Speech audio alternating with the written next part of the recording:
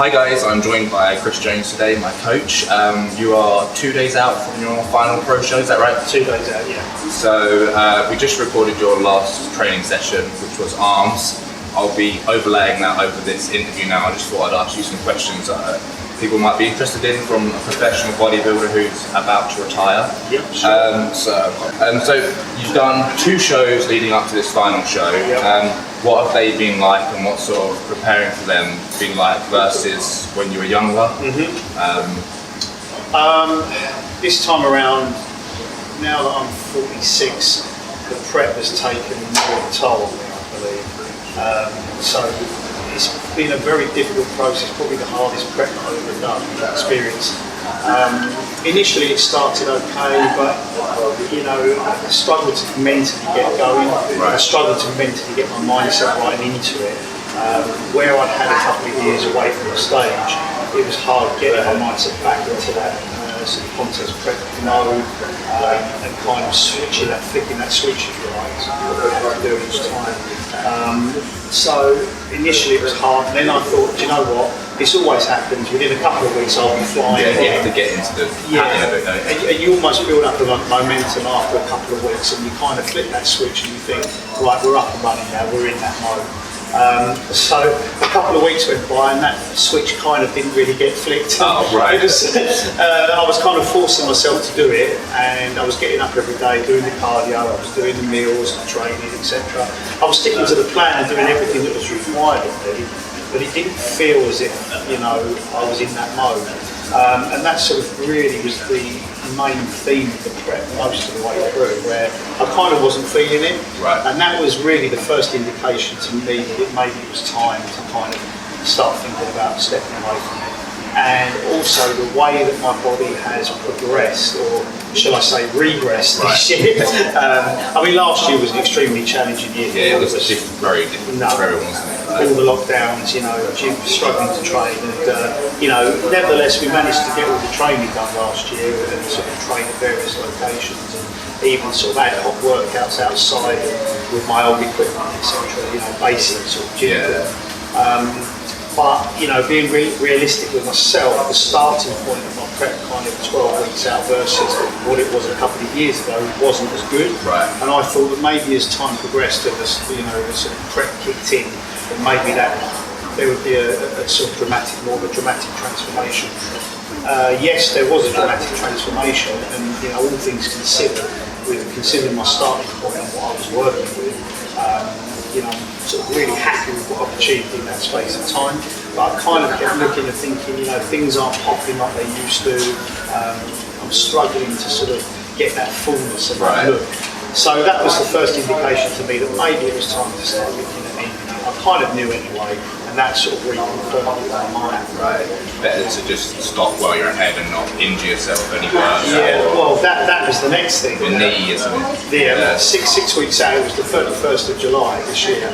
I was doing a heavy leg press, and it was something that I've done many times before, so it wasn't anything that was out of my realms of capabilities. And as I pressed up on one of the reps, I felt this horrendous pop in the side of my left knee, and you know, straight away I knew it was serious, and I suspected from, you know, the symptoms it was a meniscal tear on the cartilage. Instantly kind of caused me pain, swelling, and as you can see, I haven't really been able to walk on it. No, you've been in the section, you can see you like hobbling a little bit, so it's still quite painful. Yeah, and that was probably, that's nearly 9-10 weeks ago now. Still not really any better.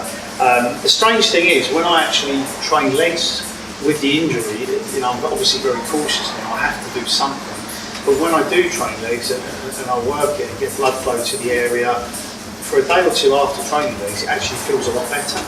So you almost get lured into this false sense of security. And then it goes back again. Yeah, and then it goes back to how it was, and you know, you're taking painkillers, and it's not really the route. Ideal, is it? No, I want to go down. So I had an MRI scan done yesterday, so hopefully the results of that will sort of give me a further indication as to where we proceed from here. I mean, I suspect it will probably be, you know, minor surgery or arthroscopy or something like that, but whatever is required to get my knee sorted. You know. Yeah, you want to be able to, you know, walk and that sort of stuff properly. I mean, even though I won't be competing again, you know, I still want to train. What you love. Yeah, and obviously tasks in everyday life. You know, you can't be limping around forever. So yeah, that was the next thing that kind of said to me, come on Chris, the writing's on the wall now, you know. But you know, in spite of all of that and everything else, I've managed to push through to the end, and I think it was more of a matter of personal pride for me that I'd set myself a goal of completing this year. And you want to get into the British finals as the one that's on Saturday? That's correct, yeah. So, you know, I got ready for the Bournemouth show, which was the 11th of August. 11th of September, and you know, I did well there. I won the men's under 90 kilo open class there. Could have done masters, but I said to myself, no, I want to do the open classes. I won the open 90 kilo class there, and the guy who was second to me, Polish guy, Raymond, who's since become a good friend, who trains at Trayford, and he was superb, fantastic physique, lovely aesthetic physique, big sweeping quads, and on the day I thought, wow, you know, I was really impressed by it. So it could have gone either way, but obviously on the day they kind of went for more like the dense, hard condition. Right, yeah, because you do bring that to the stage every time. Like, you just seem, from the pictures I've seen, you seem to be the driest and like leanest out of everybody, like no matter what. I mean, that is my forte, and that's what I've been known for throughout the years, and where I haven't got sort of massive muscle bellies or big sweeping quads or, you know, huge shoulders or arms or whatever, so I've had to kind of play to my strengths through the years, which is my condition, dryness, and that's something I can achieve. It is really impressive to see it in person, like the vascularity, even though you're not pumped, you're just relaxed, there's so many veins coming out.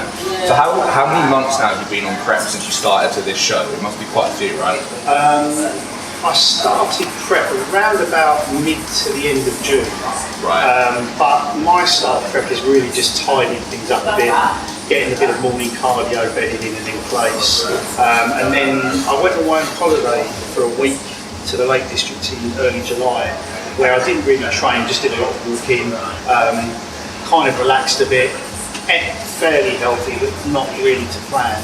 So it was really sort of damage limitation when I was away, and then I suppose it was really from after that, when I got back, that my prep started sort of in earnest. So really only 3 months actually then. Yeah. You've done it, like you've improved a lot in 3 months, like condition wise. I think you've gotten a bit bigger as well. Thank you. Considering the pictures I saw, you showed me some of April, like before gyms were opened and you were able to open here again. I'll try and, if you send me that picture, I'll show it. It's like a massive difference there. So I think you've done really well. You should. Thank you. I'm looking forward to seeing your stage pictures on weekend. It's on my birthday actually. So oh, is it? Oh, okay. 28th. So wow. if there's any live, I don't know if there is, but I'll try and watch it if I can. I would say save you some birthday cake. I think they probably will be gone by the time. I'll try. It's a lemon drizzle. Oh, one of my favourites. Is it? Oh, good. But when did you do your first ever competition? That was all the way back in November. I still remember 20th of November 1994, and it was in Crystal Palace, and it was the EFBB, as it was known then. The EFBB Mr. London Classic as a junior. I was 19. 19. Wow. So yeah, I would have been 1. I feel really, really old. You're really not old. You're just experienced now, aren't you? You've been through. How many shows do you reckon you've done in total now since then? That's a long. I think I counted it the other day, and it's around about 30. I can remember. 30 pro shows. Well, 30 shows. Yeah.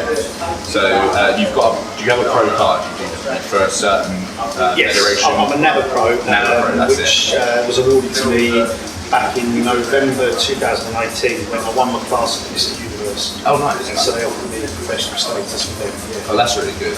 And then obviously things went a bit tits up after that, didn't they, with the COVID and everything? But at least you got that, like you've achieved it, and you know. That has always been my main goal, you know. I mean, earlier on that year, I did the Two Bros UK Pro Championships in Coventry, and I won the under 90 kilo class there. And in 2018, I think it was probably my best form, my best kind of look overall. And I did really well that year. I got second in the World Championships for NABA. And then the week after, I came back to England, because I flew out to Italy to do that. Came back to England and competed in Coventry. I won the under 90s, and then literally just missed out in the over middleweight winner. It was superb, and you know, the winner of that was awarded an IFBB pro card. Oh right. So you know, I can't feel too bad. No, so I kind of went for that, and that didn't pan out. And I'd always planned to do the Universe later that year anyway. And you know, as events transpire, it was obviously meant to be that, you know, I won my class and they awarded me professional status there. So that for me was the pinnacle, really. That of was, your career. Yeah, that was one of the big ones. Yeah. So one thing I think people want to know or hear about is like the cycle steroid sort of stuff, and you've been quite open about that with me, and you know, talked about that. So what has your main sort of prep cycle been for the last, say, 3 months, for example? What sort of stuff have you been on? Okay, I think before we get into that, I think the main thing to kind of emphasise to anyone who's listening to this is that the reason that I like to be open about this is because, you know, we're not trying to hide this in our sport. No. And I think that the most important thing is for everybody to try and stay as healthy as possible. No, I agree. And the problem is nowadays is that you have too many youngsters coming into the sport, employing coaches who really are kind of unscrupulous, and they don't really think about the longevity and health of their clients. And that, for me, has to be paramount above everything else. You know, above victories, trophies, yes, of course. You know, if you want to compete at those sort of levels, then there is an inherent element of risk where you have to kind of decide, well, look, you know, we're going to have to do these drugs, and we're going to have to take steroids or growth hormone or whatever to prepare for a bodybuilding competition. But it has to be within, you know, I suppose, sensible parameters or guidelines where you're not doing crazy dosages. Because the problem is nowadays is that a lot of youngsters think that, you know, to win titles you've got to do stupid amounts of drugs. And that's not necessarily the case. That's not the case. And you know, that they think that there is some miracle drug that's going to make them an IFBB pro. I'm sorry, but that is just not how it works. You know, you have to have the genetics first of all. That has to be in place, and that's, you know, something that we don't have control over. That's what we give it. Isn't it? It's luck of the draw, basically. So you have to have a certain element of genetics to make it to the top. But the biggest thing that's going to secure your success as a bodybuilder or any sports athlete is your determination, your mindset, and your commitment to hard work. Hard work is where it's at. So nowadays, though, the youngsters, they see like, oh, if I take this drug, that's going to make me big. If I do insulin, if I do NGF, something, mod, whatever, CJ295. That's kind of what I used to be like a few years ago, which is why I'm happy I've employed you, because you've scaled back. I mean, I'd already started scaling back my cycles anyway, realising you don't need as bigger ones, but you've scaled it back even more. I'm still making really good progress. Exactly. Definitely more about the diet and training. Absolutely. Yeah, I think people will be surprised how little you're actually on for these pro shows that we're doing. Yeah. I can't remember what you said you had now. From the sort of beginning to end, normally what I tend to do at the beginning of a prep period is I'm kind of going to contradict myself. Right, I kind of almost load up where we will sort of put in higher dosages at the start to sort of saturate the body to get, you know, all the drugs into the body, so that the body then can use all of that. That normally goes for about 2 to 3 weeks. And so then front load, right? Yeah. Then we basically scale things down. I don't get on particularly well with orals, if I'm honest. I might use a bit of Anavart at the start of the cycle, just to get things going and for pumping the gym, etc. But they tend to give me kind of digestive issues and heartburn and all those sorts of things. I've got all those problems as well, heartburn with Winstrol so badly. So I tend to steer clear of them. Generally the basis of any pre-competition stuff that I use, I never use Tren now. So you were saying you prefer Masteron now to Tren for your contest preps. Why exactly is that, and what sort of dosages would you normally do personally? The reason that I prefer, the main reasons I prefer Masteron is, number one is there's a lot less side effects compared to Tren. And you generally keep a fairly sane mind rather than losing your mind. And with Masteron, I don't know what it is, but I feel that it gives you almost a cleaner look to Tren. With Tren, in the past, I've noticed it tends to give you give me almost like a bloated, even though you're ripped, like a bloated tissue. I've experienced that myself when I was doing like the higher Tren circle. You look big and dry, but also kind of watery at the same time almost. It's hard to explain, hard to describe, but it looks not quite as clean a look. Whereas, with the Masteron, it seems like just a leaner, cleaner, harder, more aesthetic look in a way. So it's a very difficult one to describe. That's one of the reasons I prefer it. Also, a lot less side effects. and I think you can get a very similar effect with Masteron anyway. So, you know, typically I would probably do for the majority of my pre-contest phase maybe 2 mil of testing anthlate per week to begin with, combined with maybe 3 mil of Masteron. So that's like 500 tests, 700 Masteron, something like that? Yeah, so you're looking at anywhere between, depending on the strength of the testing anthlate, if it's 250, so it would be 1100 total. If it's 300, then that would be about 1200 milligrams total. Oh, is that 2 times a week? Yes, so yeah, 2 mil a week and 3 mil a week of Masteron. Right. So that's typically what I would use for the majority of my prep. I might throw in some Prima Bodybuilding. It's the first time I've really used it this year, just to see if it had an effect, and I quite liked it. I actually prefer it to Mas, because Yeah. Masteron gives me severe acne, like when I take it, whereas Prima I've had no problem. No problem. So, and it seems it gets me quite dry as well, so it's quite a good one for that. I know a lot of bodybuilders do favour the Prima Bodybuilding for that reason, and also, you know, very few side effects. Yeah. Generally less toxic on the body than other drugs. I mean, this is in no way me sort of recommending contests or advocating any kind of use, but you know, this is talking purely from personal experience. And I would not for 1 minute want to be advocating or recommending this is how you do it, this is what you should do. That's what I'm like. So I tell people what I'm doing.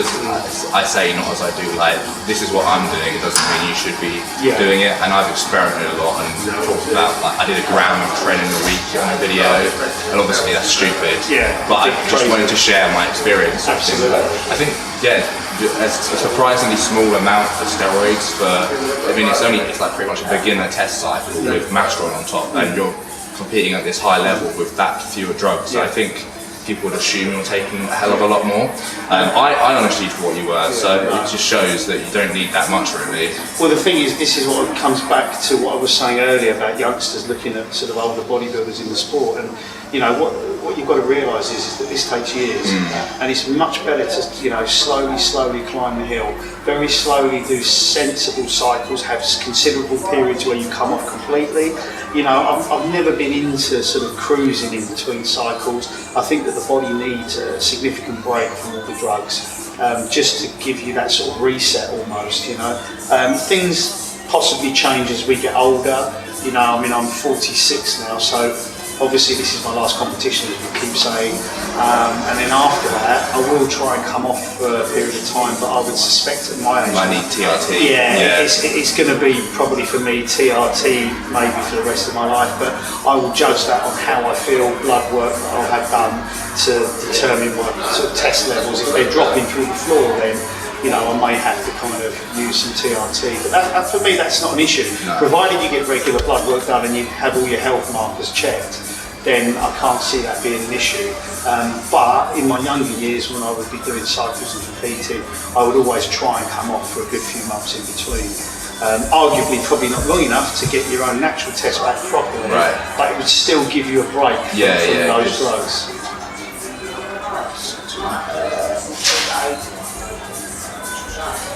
So on this last prep, what's your diet been like? Like, do you know your rough macros, or I guess you have just a meal plan, don't you? Yeah, it's as I've got older, because I kind of know how much I'm eating and how my body responds and in what quantities.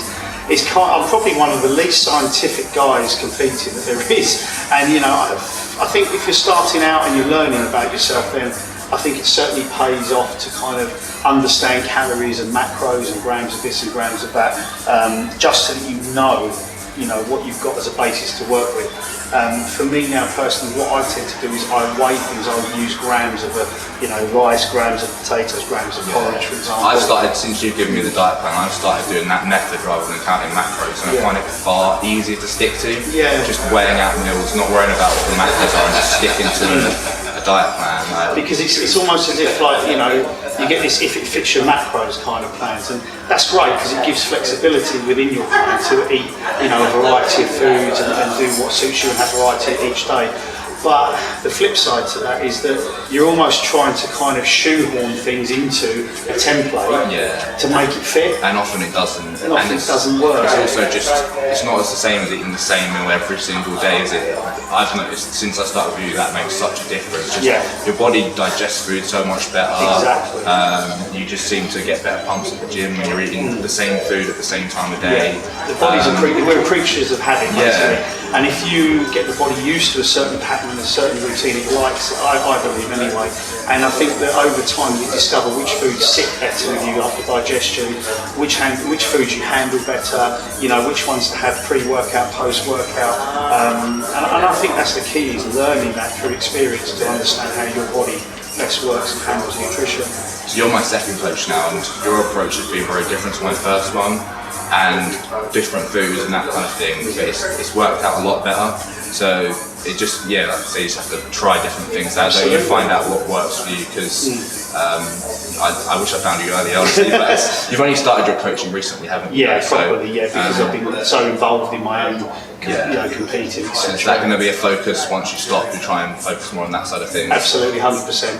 I think that I've got a good wealth of information you really do, honestly. And years of experience, so I'd like to help others achieve their goals. And obviously, looking at it from a business perspective, and it'd be nice to obviously make money doing what I love doing as well. Yeah, so there's a win-win there. You can message Chris on Instagram and talk to him about like coaching and stuff like that. He was perfect for a prep and contest stuff. He's been really great for me for the last 2 months, so I couldn't really recommend anyone highly enough. Thank you. Also, this gym is awesome. Your gym you're in here, Evolve, it's just got such cool kit in it. So if you're from like Southend area, definitely get down here and train here. And you can talk to him in person then as well. Thank you. Just so if you're interested in any coaching inquiries or personal training from me, my personal Instagram is @ChrisJones1975, and the gym Instagram is @EvolveFitness_Eastwood. So give us a follow, please. Drop me a direct message if you're interested in any kind of coaching inquiries or PTing, and I'll be glad to help. This is a question that I got from somebody in my chat room. What's the biggest sacrifice you've had to make to live the sort of bodybuilder lifestyle for the last 30 years? I mean, obviously food. It's like nice food, right? Yeah, there's a number of things I think you have to kind of prioritise or sacrifice as a bodybuilder. I think that, kind of planning ahead in terms of everywhere that you go. If you're going away for a weekend, obviously if it's off season, you've got a bit more flexibility where, I always like to eat out at restaurants, and I don't sort of worry too much about that in the off season. But I think it's this sort of constant thought in the back of the head that you have to hit your 6 meals a day. So you've got to prep all your meals, pack them, take them with you.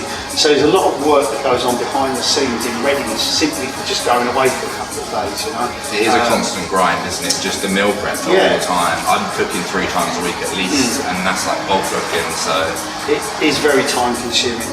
And I think also the other sacrifice is what your close family and friends have to put up with in terms of supporting you through a prep, that you're low on energy, that you're tired, that you might not be your typical self mood wise. It's very difficult, and at the end of the day this is something that we choose to do. The whole world doesn't revolve around us bodybuilding. This is just what we want to do and what we choose to do, and that's a very small sort of microscopic part of the big world. And I think that's a very poignant point, that those who are around you and your family have to almost understand that and support that. So for them, they're making a sacrifice on your behalf, and that's something that is it's a significant part of the bodybuilding lifestyle. And I think the final thing really is financially as well. It is really expensive, isn't it? It costs so much. When I think about over the years what I've spent on supplements, drugs, growth hormone, travelling, flights, hotels, accommodation, petrol, travelling to venues in order to compete, then I shudder to think it's probably how much huge amount. I probably could have bought another house with the money up. But then again, you kind of look at things on balance and you think, well, I lived my dreams, I lived my life the way that I wanted to live it, and I wouldn't change that for the world for me. You know, all the experiences I've had, you know, travelling to America, competing in the army in America, that was priceless. You've got to meet a lot of athletes as well, haven't you, over the years? So it's got to be pretty cool, like idols and things like that. Exactly. You know, so you know, people said to me, "Do you think it was all worth?" Yeah, of course, I bloody think it was worth it. You know, I've had a blast. It's been brilliant. That's great to hear. Yeah. Well, hopefully you go out on a high with this last show. Hopefully, yeah. It's been great to have this little interview, and if people like it, we'll definitely do more and maybe go into some more specific details about like supplements and other stuff like that. Absolutely, yeah, with pleasure. But I know you're knackered now. Like you've got like no energy. I'm sort of struggling a bit today. Yeah. So yeah, 2 days left, right? 2 days. So you go to Birmingham tomorrow. Tomorrow, yeah. And then get your tan on, I guess, and then tomorrow evening, yeah. And then morning, is it, or afternoon, or? It's a little bit different to most shows I've experienced in the past, because normally in the past, traditionally men's bodybuilding tends to be on later in the day. But the way that they've done it this time, and it works quite well really, it's earlier in the day. So they've done the PCA British Finals in 2 sections. So you've got the sort of the classic and the masters and the men's bodybuilding in the morning, right. And then you've got the sort of the fitness and the physique and the women's bikini kind of later in the day. Okay. So that, in a way, might work better because obviously where bodybuilders generally have to hold condition and stay dry, etc. You don't have to hold it for as long that day. Exactly. You know, I've been at venues before and competitions before.